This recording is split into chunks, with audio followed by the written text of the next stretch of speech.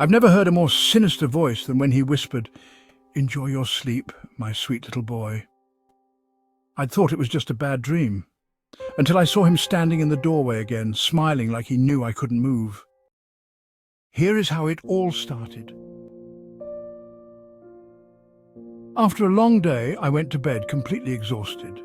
I had to wake up early tomorrow for my school's soccer team tryouts, and the thought of oversleeping was eating at me. I lay in bed, my mind racing with worry. What if I don't fall asleep in time? What if I mess up during tryouts? My heart pounded as the stress made my chest feel tight. From the living room, I could hear my family watching TV and laughing. Their muffled voices and bursts of joy were comforting, yet somehow made me feel even more isolated. I closed my eyes, trying to will myself to sleep, but instead I felt stuck in my own thoughts. I tried to roll over to check my phone, but I couldn't. My body was frozen, trapped. A strange heaviness pressed me into the mattress, like something unseen was pinning me down. I tried to scream, but no sound came out. My mouth wouldn't open, my voice locked somewhere deep inside me. The sound of my family laughing and chatting just beyond the door made it worse. They were so close, yet impossibly far. My breathing quickened and my heart pounded as I fought to move, to make a sound, anything. The door creaked open. My dad stepped in, his face softly lit by the warm glow from the hallway. Relief washed over me. He'd heard me. He'd come to help. As he stepped closer, I felt a faint unease creeping in. His movements seemed slower than usual, deliberate in a way I couldn't quite place. His smile was calm, reassuring even, but there was something about it that felt off. His eyes locked onto mine, searching, as if he was trying to understand something I couldn't comprehend. He paused, tilting his head slightly, the way he sometimes did when he was deep in thought. "You're fine," he said, his voice steady but strangely distant.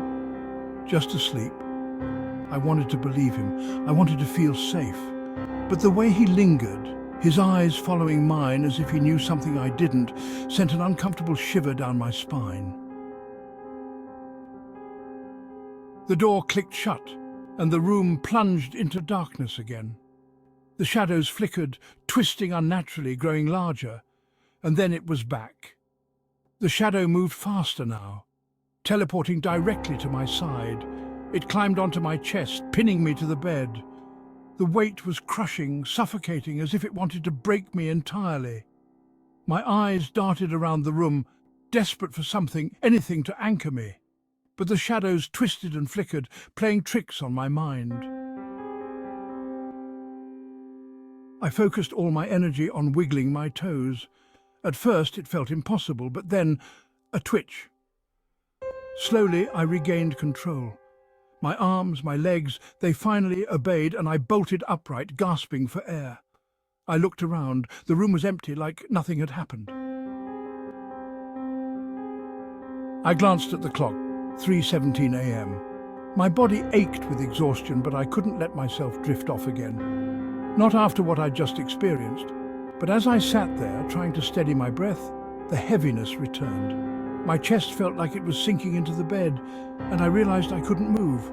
Then the door creaked open again. My dad stepped in. His movements were stiff, his smile unnaturally wide.